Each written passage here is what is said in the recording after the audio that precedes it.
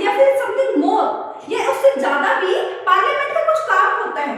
अगर आप इसका डीपली आंसर चाहते हैं तो ये लेक्चर आपके लिए गेम चेंजर साबित होगा। आप लोग लास्ट तक बने रहें और लेक्चर को ध्यान से देखें। आफ्टर द लेक्चर आप लोगों से यूपीएससी प्रीलिम्स के क्वेश्चंस भी बनेंगे और मेंस आंसर राइटिंग में भी हेल्प करेंगे, तो लास्ट तक बने रहें। तो पार्लियामेंट जो संसद है, आप लोगों को सिर्फ इतना ही बताया जाता है कि वो कानून बनाता है, लॉ बनाता है। क्या उससे ज्यादा भी पार्लियामेंट का कुछ काम होता है? तो इसको इफेक्टिवली, इसको डीपली पढ़ने के लिए ध्यान से इस लेक्चर से जुड़े रहे, हमसे जुड़े रहे। तो आज हम लोग पार्लियामेंट के बारे में जानने वाले हैं। पार्लियामेंट को हिंदी में बोलते हैं संसद। क्या बोलते हैं? संसद। आप लोगों ने देखा होगा राघव चड्ढा जी अभी तो सबसे ज्यादा पावरफुल, मतलब कि सबसे ज्यादा उसमें कौन चल रहा है, सोशल मीडिया पे सबसे ज्यादा कौन चल रहे हैं? राघव चड्ढा। उन्होंने आप लोगों को जो एयरपोर्ट में 100-120 रुपए का समोसा मिलता था वो 10 रुपए में, 20 रुपए में करा दिया। अब अगर आप लोग देखना चाहते हो, रिचार्जिंग पर भी बात कर रहे हैं, इंटरनेट खत्म क्यों हो जाता है, यूज नहीं कर रहे हैं, सब चीजें हमारी लोगों की आवाज संसद में उठा रहे। क्या संसद में लोगों की बात उठाना भी पार्लियामेंट का काम है? अकाउंटेबिलिटी है पार्लियामेंट की, गवर्नमेंट की, कि गवर्नमेंट जवाब दे कि हमने ऐसा क्यों किया। तो अब इन सब चीजों के जवाब अगर आप लोग जानना चाह रहे हो तो ध्यान से बैठिए। हाँ जी, अगर मैं बात करती हूँ पार्लियामेंट यानी कि संसद। संसद क्या है? भारतीय लोकतंत्र का प्रतीक है संसद, यानी कि हमारा लोकतंत्र देश है, उसका सबसे बड़ा प्रतीक है, सबसे बड़ा सिंबल है हमारा पार्लियामेंट यानी कि संसद। पार्लियामेंट को, संसद को हमारे देश का हार्ट बोला जाता है। हार्ट यानी कि दिल। वो उसको ऐसा क्यों बोला जाता है, इसके बारे में भी आज आप लोग पढ़ोगे। और इस क्वेश्चन जो ये मेंस में क्वेश्चन आया हुआ है, इसको भी आप लोग सोल्व करोगे। ध्यान से बैठे रहे, लास्ट में इसी क्वेश्चन को सोल्व करवाऊंगी, ध्यान से सुनते रहे।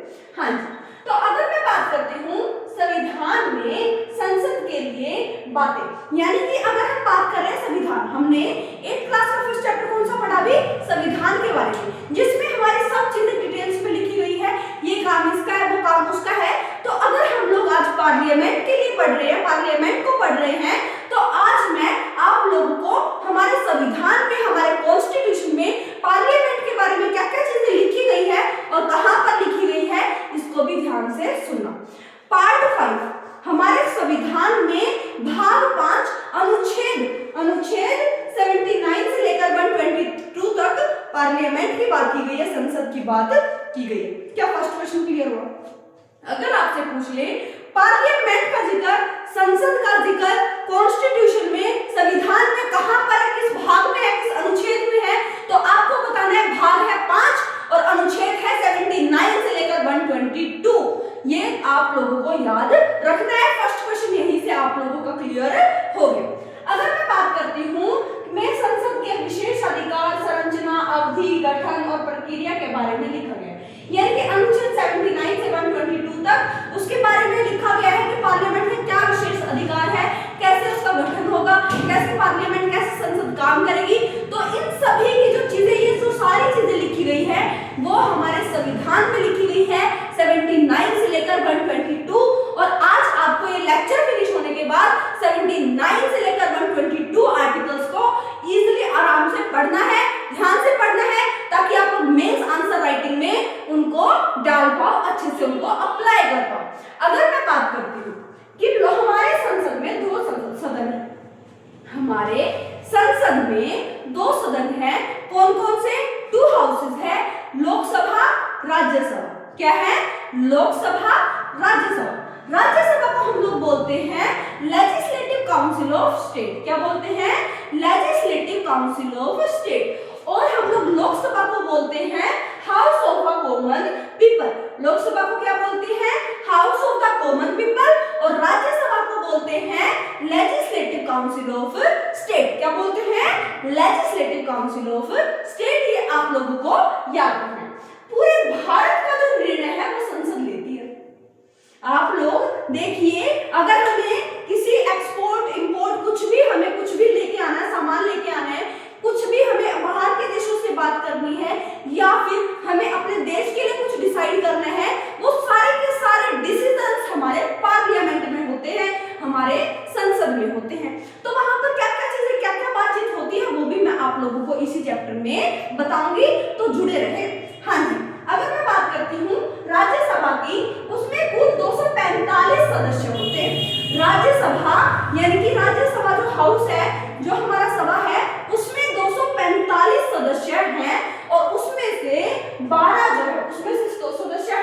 देश के उपराष्ट्रपति, जो हमारे देश के उपराष्ट्रपति है वही सभापति है राज्यसभा के।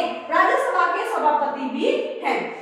जो हमारे देश के उपराष्ट्रपति है वही राज्यसभा के भी सभापति हैं। ये बात आप लोगों को याद रखना है। राज्यसभा में कितने सदस्य हैं? 245। राज्यसभा में कितने सदस्य हैं? 245।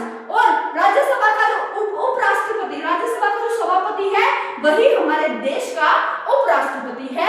ये भी बात आप लोगों को याद रखना है। अगर मैं लोकसभा की बात करती हूँ, उसमें कुल 545 सदस्य होते हैं और इसकी अध्यक्षता लोकसभा के अध्यक्ष करते हैं। स्पीकर आपने देखा होगा, स्पीकर पूछा है, स्पीकर वो अध्यक्ष तो होते हैं और वही सभी पूरे पार्लियामेंट को कंडक्ट कराते हैं। अब मैं आप लोगों से पूछना चाह रही हूँ, हमने बताया राज्यसभा में 245 सदस्य होते हैं और लोकसभा में 545 सदस्य होते हैं। ये बात आप लोगों को भूलनी नहीं है। पार्लियामेंट के दो सदन, लोकसभा, राज्यसभा। लोकसभा में कितने सदस्य हैं? 545। राज्यसभा में कितने सदस्य हैं? 245। अगर राज्यसभा के जो सभापति हैं वही हमारे देश के उपराष्ट्रपति भी हैं, लेकिन लोकसभा की अध्यक्षता कौन करते हैं? लोकसभा की अध्यक्षता करते हैं अध्यक्ष। इसकी अध्यक्षता लोकसभा के अध्यक्ष ही करते हैं। अगर मैं बात करती हूँ 245 में से 12 सदस्य नॉमिनेट किए जाते हैं और वो उसको किया जाता है राष्ट्रपति के द्वारा। 245 मेंबर्स में से 245 रिप्रेजेंटेटिव मेंबर्स में से 12 मेंबर्स को नॉमिनेट किया जाता है, डायरेक्टली इन्वॉल्व किया जाता है। क्या कौन करता है उनको नॉमिनेट? राष्ट्रपति। कौन करता है? राष्ट्रपति, यानी कि देश का प्रेसिडेंट ऑफ इंडिया। कौन करता है? President of India. अगर मैं बात करती हूँ, अगर आपको ये चीजें समझ आई तो आगे मैं और भी चीजें बताऊंगी और लास्ट में हम लोग प्रीलिम्स और मेंस के क्वेश्चंस भी करेंगे, तो बीच में जाना मत। अगर आप लोग लेक्चर को छोड़ोगे तो वो आप लोगों की सबसे बड़ी मिस्टेक्स मानी जाएगी। ये मैं आप लोगों को गारंटी से बता रही हूँ, तो बने रहे यहाँ पर। अगर मैं बात करती हूँ, पूरे देश में 543 निर्वाचित क्षेत्र हैं, यानी निर्वाचित क्षेत्र को इंग्लिश में बोलते हैं कॉन्स्टिट्यूएंसीज। क्या बोलते हैं? कॉन्स्टिट्यूएंसीज। यानी निर्वाचित क्षेत्र का मतलब है बेटा, एक एरिया में अगर 1000 पीपल है और सभी एरिया में हमने 543 क्षेत्र बना दिए, जहां पर हर एक एरिया में 1000 लोग हैं, तो उसी को हम लोग बोल देंगे निर्वाचित क्षेत्र, कॉन्स्टिट्यूएंसी। क्या बोल देंगे? निर्वाचित क्षेत्र या फिर कॉन्स्टिट्यूएंसी। अगर मैं बात करती हूँ, लोकसभा में 2 सदस्य हैं जो आंग्ल भारतीय सदस्य हैं। लोकसभा में 2 सदस्य हैं जो आंग्ल भारतीय सदस्य हैं, उनकी नियुक्ति राष्ट्रपति के द्वारा ही की जाती थी। लेकिन 104वां संशोधन जब हुआ तो उस सब चीजों को जो 2 नॉमिनेट किए जाते थे उनको हटा दिया गया अस्थायी तौर पर। अगर जरूरत पड़ी तो हम उसको दोबारा से लेके आएंगे, लेकिन ऐसा किया क्यों गया? हटाया क्यों गया? 2 सीट एक ऐसे वर्ग से छोड़ना जहां से बहुत कम पीपल्स आते हैं, वो मान्य नहीं था। इसीलिए सरकार ने, इसीलिए जुडिशरी ने 104वां संशोधन जब किया तो उसने बोला कि हम इसको हटा रहे हैं, लेकिन अस्थायी रूप से। अगर हमें जरूरत पड़ी तो हम इसको दोबारा से नॉमिनेट भी करेंगे। तो बेटा यहाँ पर यही लिखा गया है 104वां संशोधन किस तहत अब इसको हटा दिया गया है, लेकिन ये अस्थायी रूप से ही हटाया गया है। अगर जरूरत पड़ी तो फिर लागू कर दिया जाएगा। ठीक है, अगर जरूरत पड़ी तो लागू कर दिया जाएगा। अगर लोगों को परेशानी होगी, लोग प्रोटेस्ट करते हैं, लोग आवाज उठाते हैं, तो क्या होगा? वहां से भी 2 जो सदस्य वो नॉमिनेट कर दिए जाएंगे। लेकिन अगर कोई समस्या है ही नहीं तो उनको वहां से लेने की जरूरत नहीं है। तो अगर मैं बात करती हूँ, लोगों को फैसला क्यों लेना चाहिए? लोगों को फैसला क्यों लेना चाहिए? अगर मैं आपको बात करती हूँ 15 अगस्त 1947, यानी कि जब हमारा आजादी दिवस था, जब वहां पर हर तरह के लोग थे और उनके विचार क्या थे? फ्रीडम, आजादी, और उसके साथ साथ पार्टिसिपेशन, और उसके साथ साथ हमारे पास इक्वालिटी। हमारे पास क्या थी? 15 अगस्त 1947 को सभी पृष्ठभूमियों के लोग शामिल थे, यानी कि अलग अलग तरह के लोग शामिल थे और उनके अलग अलग विचार आजादी होनी चाहिए और उसके साथ साथ पार्टिसिपेशन यानी कि भागीदारी होनी चाहिए। तो ये सब चीजें मांगी गई 15 अगस्त 1947 को। ये अलग अलग विचार थे, इसीलिए हमारे संविधान में ये सारी चीजों को ऐड किया गया है। अगर मैं बात करती हूँ भारतीय राष्ट्रीय कांग्रेस 1885 में विधायिका से मांग की भारतीयों की हिस्सेदारी को बढ़ा दिया जाए। इसमें क्या था, जो हमारे आईएनसी थे यानी कि इंडियन नेशनल कांग्रेस के जो सदस्य थे, उन्होंने 1885 में मांग की कि भारतीयों की भागीदारी बढ़नी चाहिए, ताकि मान के चलो जो अंग्रेज हमारे लिए फैसले ले रहे थे, हमारे देश के लिए फैसले ले रहे थे, अगर उसमें कोई भी भारतीय शामिल ही नहीं होता तो डिसीजन किस चीज का ले रहे हैं, वो तो हम पर क्या कर रहे हैं, अन्याय कर रहे हैं, वो तो हम पर अपने आइडियाज को थोप रहे हैं, अपने कानूनों को थोप रहे हैं। इसीलिए आईएनसी यानी कि भारतीय राष्ट्रीय कांग्रेस ने 1885 में बोला गया कि भारतीय लोगों को भी भागीदारी का मौका मिलना चाहिए या फिर उनको बढ़ा देना चाहिए। ठीक है, अगर मैं बात करती हूँ 1909 में गवर्नमेंट ऑफ इंडिया एक्ट जो आया वो था निर्वाचित प्रतिनिधियों की संख्या सीमित होगी।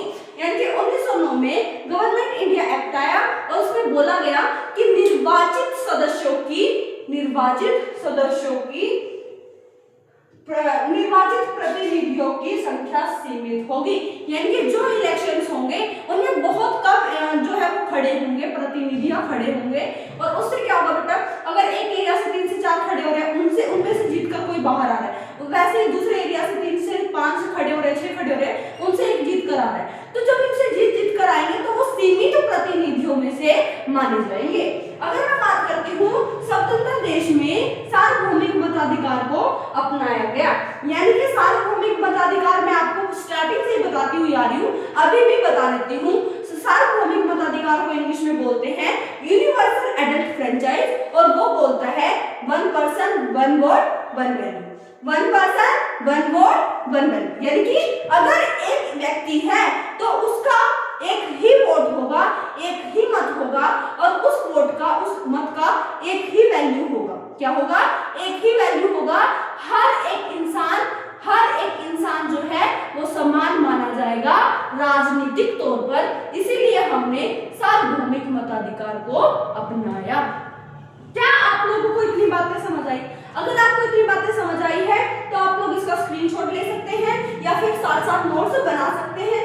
मैं 1 मिनट के अंदर इसको क्या कर रही हूँ, इरेज कर रही हूँ। अगर आप लोग को कुछ लिखना रह गया तो लिख सकते हो, और अगर आप लोग स्क्रीनशॉट लेना चाहते हो तो स्क्रीनशॉट भी ले सकते हो। आप लोग जल्दी इस काम को करिए, ठीक है?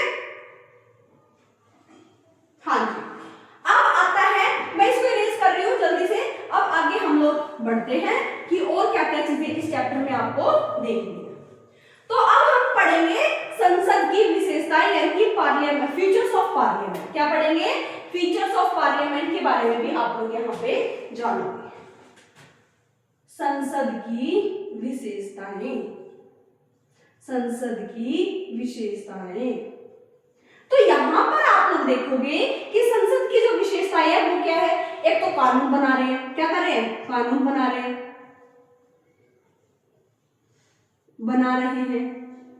देश को कंट्रोल कर रहे हैं, देश को कंट्रोल कर रहे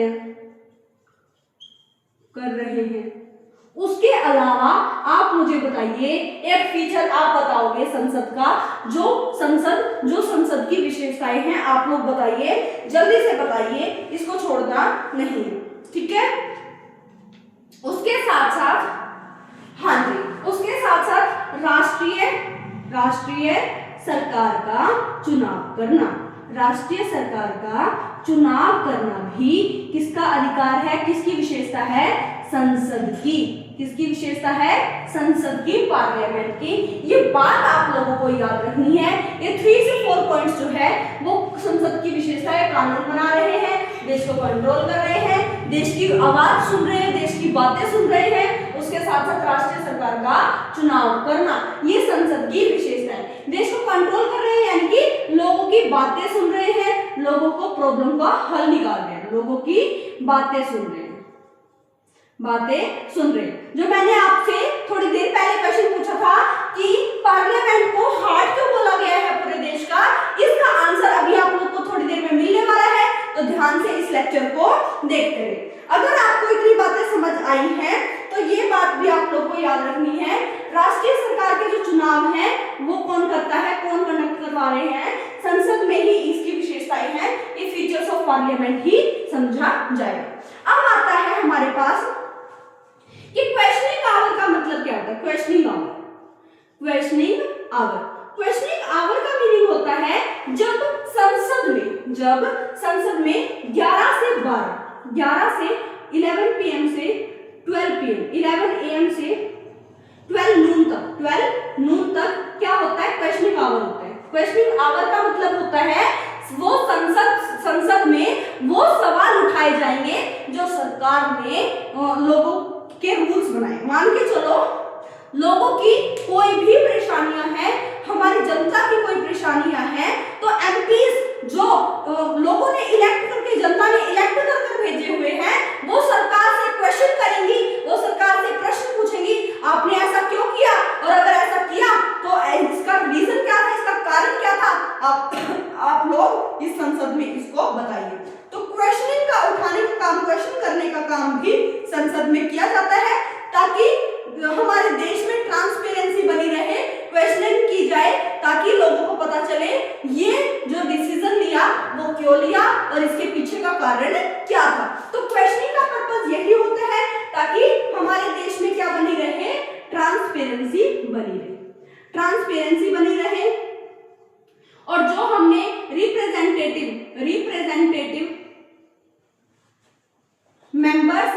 मेंबर्स हैं जैसे एमपीज हो गए, वो गवर्नमेंट से क्या पूछेगी, सवाल पूछेगी। वो क्या करेगी, गवर्नमेंट से सवाल पूछेगी कि आपने ऐसा क्यों किया।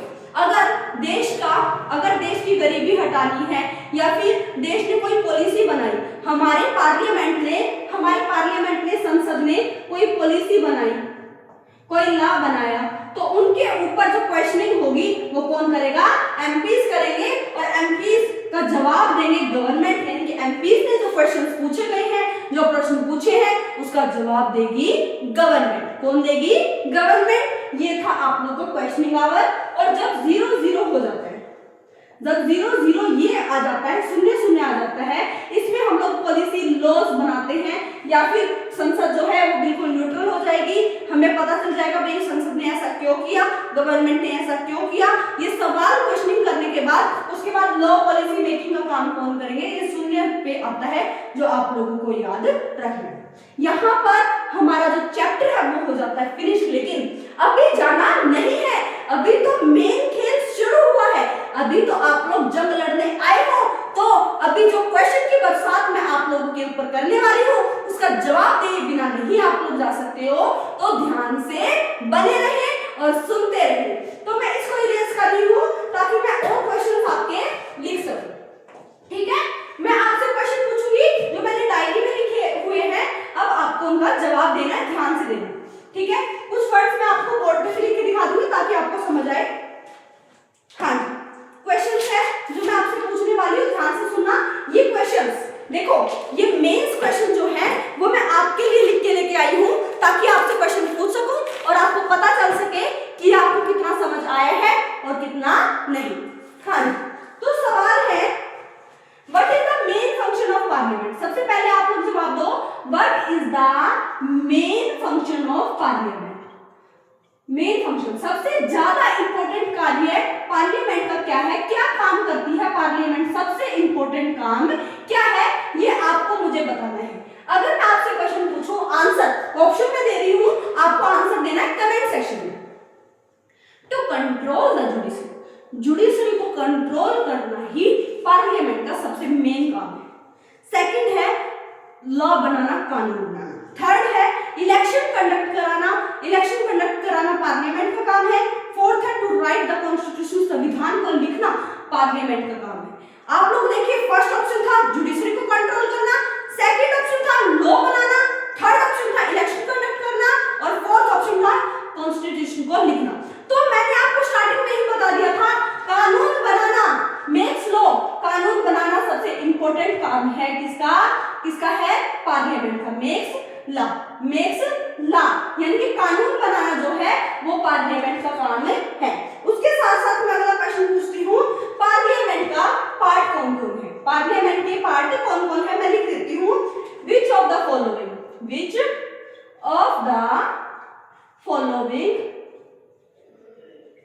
Are parts of parliament. Parliament के कौन कौन से पार्ट्स हैं अब आपको बताने हैं। उसमें आता है, सबसे पहले आता है आपके पास लोकसभा, सेकंड आता है राज्यसभा और थर्ड आता है प्रेसिडेंट। ऑप्शन है आपके लिए लोकसभा, राज्यसभा, प्रेसिडेंट या फिर ऑल ऑफ दिस। अब आपको पता होना चाहिए संसद के पार्ट जो है वो लोकसभा भी है, वो राज्यसभा भी है और उसके साथ साथ प्रेसिडेंट भी किसका पार्ट है? पार्लियामेंट का ही, यानी कि संसद का ही पार्ट है। ये बात आप लोगों को याद रखनी है। वैसे ही नॉर्मली क्वेश्चंस नहीं करा रही हूं। अगर आप लोग इन क्वेश्चंस को कर पा रहे हो यानी कि आपने चैप्टर को बहुत ध्यान से, बारीकी से इस लेक्चर को बैठ के सुना। अगर मैं आपको थर्ड क्वेश्चन की बात करती हूँ, थर्ड क्वेश्चन कौन सा है आपके पास? What is the purpose of questioning hour? Questioning hour अभी पढ़ाया। क्वेश्चनिंग आवर का पर्पस क्या है? क्वेश्चनिंग आवर का पर्पस क्या है? इसका आंसर आप कमेंट सेक्शन में दोगे। फर्स्ट क्वेश्चन है आपके पास, पास द लॉ। क्वेश्चनिंग आवर का मतलब है लॉ को पास करना, यानी कि जो कानून बनाया गया उसको पास कर दिया। सेकंड क्वेश्चन है गवर्नमेंट से क्वेश्चन पूछना। थर्ड है to prepare the budget, budget को प्रिपेयर करना। और फोर्थ है इलेक्शन को कंडक्ट करना। क्वेश्चनिंग आवर का मीनिंग क्या था? गवर्नमेंट से क्वेश्चन पूछना। क्वेश्चनिंग आवर का मेन पर्पस था गवर्नमेंट से सवाल पूछना, गवर्नमेंट से क्वेश्चन करना कि इन्होंने ऐसा क्यों किया। ये बात आप लोगों को पता होना चाहिए। अगर मैं फोर्थ क्वेश्चन की बात करती हूँ, वो है पार्लियामेंट किस प्रिंसिपल पर बेस है, किस सिद्धांत पर पार्लियामेंट हमारा काम करता है। अगर मैं ऑप्शन लेती हूँ मोनार्की, सेकंड है हमारे पास डिक्टेटरशिप, थर्ड है हमारे पास डेमोक्रेसी और फोर्थ है हमारे पास फेडरलिज्म, ओनली फेडरलिज्म। तो अगर आप लोग देखते हो हमारे देश में कौन सा मौजूद है? क्या हमारे देश में मोनार्की है, राजतंत्र है? नहीं, तो वो कट गया। अब क्या हमारे देश में डिक्टेटरशिप है, तानाशाही है? नहीं है, तो वो भी कट गया। क्या हमारे देश में डेमोक्रेसी है? यस है। क्या हम फेडरलिज्म के कॉन्सेप्ट पे चलते हैं, लेकिन पार्लियामेंट नहीं चलती। पार्लियामेंट का मेन अगर हम देखते हैं वो क्या है? डेमोक्रेसी। क्या है? डेमोक्रेसी, जो आप लोगों को याद रखना है, यानी कि लोकतंत्र। पार्लियामेंट जो वो किस सिद्धांत पर काम करती है? लोकतंत्र के सिद्धांत पर काम करती है, जो कि बोलते हैं लोगों की सरकार। अगर लोगों ने सरकार बनाई है, लोगों के पास इतनी पावर है, लोगों के लिए डिसीजंस लिए जा रहे हैं, तो क्वेश्चनिंग का भी मतलब क्या होता है? अगर जो उन्होंने लॉज कानून बनाए हैं उसका जवाब देना कि इस कारण से हमने ये कानून बनाए हैं। अगर मैं बात करती हूँ लास्ट क्वेश्चन, आपको होमवर्क दे रही हूँ कि कोलिएशन गवर्नमेंट क्या होती है। कोलिएशन गवर्नमेंट मैं बता देती हूँ, होमवर्क नहीं दे रही, बता देती हूँ क्योंकि मैंने अभी तक पढ़ाया भी नहीं। कोलिएशन गवर्नमेंट का मतलब होता है जब किसी भी पार्टी के पास अच्छे से मेजोरिटी में क्या ना हो, मेजोरिटी ना हो, तब क्या होती है? बहुत सारी जो पार्टीज है वो एक साथ आती है और गवर्नमेंट बनाती है, उसी को बोला जाता है कोलिएशन गवर्नमेंट। जब किसी के पास मेजोरिटी ना हो, नो मेजोरिटी, जब किसी के पास एनी पार्लियामेंट को, किसी भी पार्टी के पास कोई मेजोरिटी ना हो, तब क्या होगा? एक साथ पार्टीज आएंगी और गवर्नमेंट बनाएगी, उसी को हम लोग बोलेंगे कोलिएशन गवर्नमेंट। अब लास्ट क्वेश्चन मेंस का जो मैं आपको दे रही हूँ वो आपके लिए होमवर्क रहेगा। जब आप कर लो कमेंट सेक्शन में थम्स अप भेजोगे, डन भेजोगे, ताकि मुझे पता चले आप लोग रियलिटी में काम कर रहे हैं। तो लास्ट क्वेश्चन मैं आपको बता देती हूँ, मैं आपका पहले इरेज कर दूं ताकि आपका क्वेश्चन लिख पाऊँ। ठीक है, ये क्वेश्चन मैं आप लोगों को स्टार्टिंग में भी बता चुकी थी, अभी मैं लिख के दे रही हूँ ताकि जब आपको चैप्टर हो गया है तो पता चले कि आया है आपको या नहीं। Parliament is the heart of the democracy explain। ये क्वेश्चन मैं आपको मेंस आंसर राइटिंग के लिए दे रही हूँ 150 वर्ड्स, यानी कि एटलीस्ट 150 वर्ड्स में आपको इसका आंसर देना है। ठीक है, पार्लियामेंट संसद को हमारे लोकतंत्र का हार्ट यानी कि दिल क्यों कहा जाता है, ये आपको बताना है, आंसर देना है। मैं आपको बहुत सारी चीजें बता चुकी हूँ, जो चीजें आपको बताई है वही इसमें आपको लिखनी है, और आपको आंसर आर्टिकल्स के साथ लिखनी है, अनुच्छेद के साथ लिखनी है, ताकि आपका आंसर बिल्कुल करेक्ट लगे। तो ये था आपका होमवर्क जो आपको करना है, भूलना नहीं है। करने के बाद आपको थम्स अप भेजना ही भेजना है, ताकि मुझे पता चले कि आपने ये क्वेश्चंस को किया है। और अब हम नेक्स्ट लेक्चर में मिलेंगे, इतने ही क्यूरियोसिटी के साथ, इतने ही मजे के साथ हम चैप्टर का स्टार्टिंग करेंगे। तो अब मिलते हैं हम लोग नेक्स्ट डे नेक्स्ट लेक्चर के साथ और नेक्स्ट लेवल एनर्जी के साथ। तो तब तक टाटा बाय बाय।